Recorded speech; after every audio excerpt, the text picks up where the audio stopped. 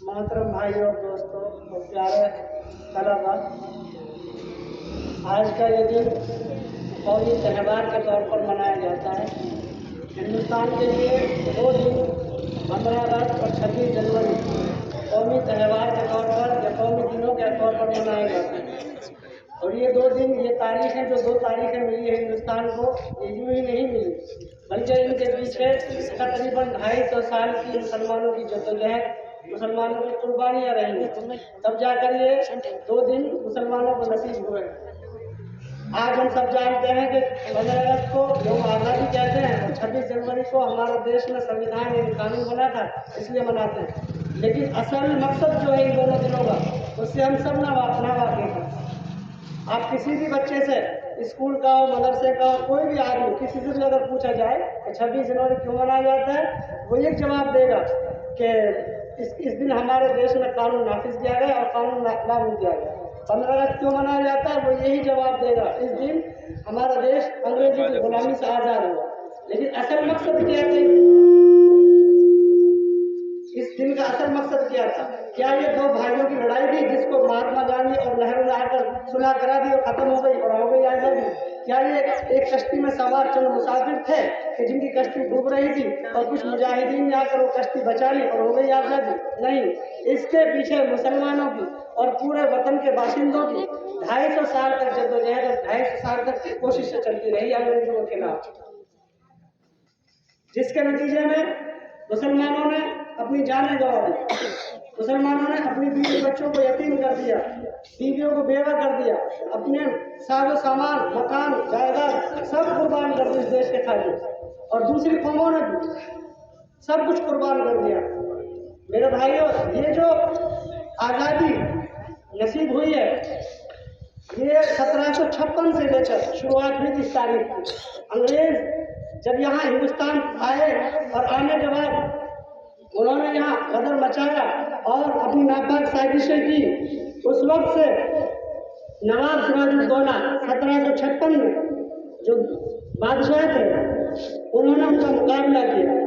1756 से लेकर 1857 तक पूरे 100 साल मुसलमान कोई कौम साथ नहीं, किसी को सिर्फ 100 साल में मुसलमान ही अंग्रेजों के खिलाफ लड़ता रहा।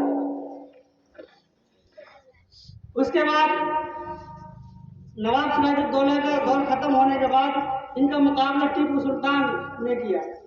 टीपू सुल्तान वो अजीम बादशाह है, वो अजीम लीडर है, जिसके बारे में खुद अंग्रेज ये कहा करते थे, अगर सुल्तान आजम यानी टीपू सुल्तान इस दुनिया से चला गया तो ये देश हमारा हो जाएगा, इस देश को फिर हमारा होने से कोई रोक नहीं सकता।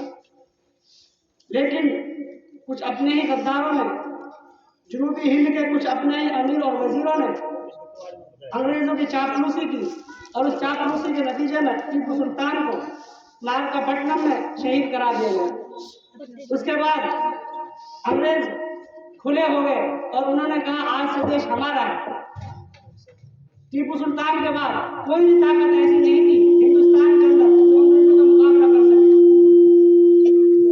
कोई भी तहरीक ऐसी नहीं थी जो अंग्रेजों का मुकाबला कर सके, उनसे लोहा ले सके।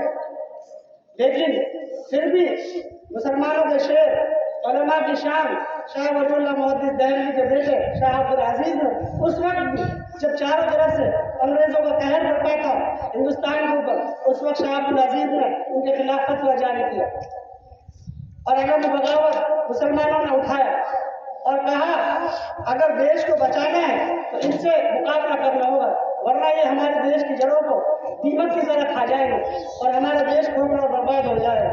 तो मेरे भाइयों, मुसलमानों ने बहुत सारे कुर्बानियाँ दी हैं। तो पहली 101 सदी की उसमें तनहा मुसलमान लड़ते रहे। हम ये समझते हैं बस इसे खुशी के तौर पर मना लिया जाए तो हमारा देश आज़ाद हो गया, हम इसे खुशी के तौर पर मना लिया जाए तो हमारा कानून नाफिज हो गया। क्या हमें कानून का हक मिल रहा है? क्या हमें आज़ादी नसीब हो रही है? कभी गौर किया जाए तो पता चलता है जो गुलामी हमारे ऊपर पहले थी वो बस इतनी थी कि हमारे बदन गुलाम थे, लेकिन आज हमारी सोच, हमारे जहन, हमारे हाथ सब बंधे हुए हैं गुलामी के एतबार में। और खैरों ने वही बल्कि उससे भी ज़्यादा खतरनाक तरीके से देश को खोखला कर रखा है और लूट रहे हैं। तो मेरे भाइयों, इस कौमी दिन को हम बतौर फेस्टिवल, बतौर त्यौहार मनाते हैं और जिसमें मुजाहिदीन वतन उनको आजाद, उनको याद किया जाता है, उनकी कुर्बानियों को दोहराया जाता है। और हर मदरसे का तालिब इल्म, हर स्कूल का तालिब इल्म, हर दानिश्वर ये चाहता है कि इस दिन मैं एक न एक कोई न कोई जोशीली तकलीफ पेश करूँ, कोई जोशीला बयान दूँ, कोई मैं अपनी तरफ से कोई प्रोग्राम पेश करूँ। हर एक की ख्वाहिश होती है, लेकिन असल नतीजे को भूल जाते हैं। जो हमें याद रखना चाहिए कि 250 साल की जो कुर्बानी मुसलमानों ने इस देश के वासियों ने इस देश के लिए दी थी, उनका मकसद क्या है, उन मकसदों को, उस मकसद को हम किस तरह से पाने वाला बनना है। तो अब हम अपने प्रोग्राम की शुरुआत करते हैं बाज़ाब्ता। और सबसे पहले इस दिन के एतबार से हमारा पहला हक बनता है कि इस दिन के लिए हम झंडा लहराएं और झंडा फहराया जाए। और उसके लिए राष्ट्रीय ज्ञान वो भी कहा जाएगा। इसमें तलबा से गुजारिश है वो लाइन लगाकर खड़े हो जाए और राष्ट्रीय ज्ञान के लिए, और जो साथी जो तलबा राष्ट्रीय ज्ञान पढ़ेंगे वो सामने आ जाए। और बुजुर्गान मजलिस से गुजारिश है वो इस साइड में झंडा फहराने की तशरीफ किया है।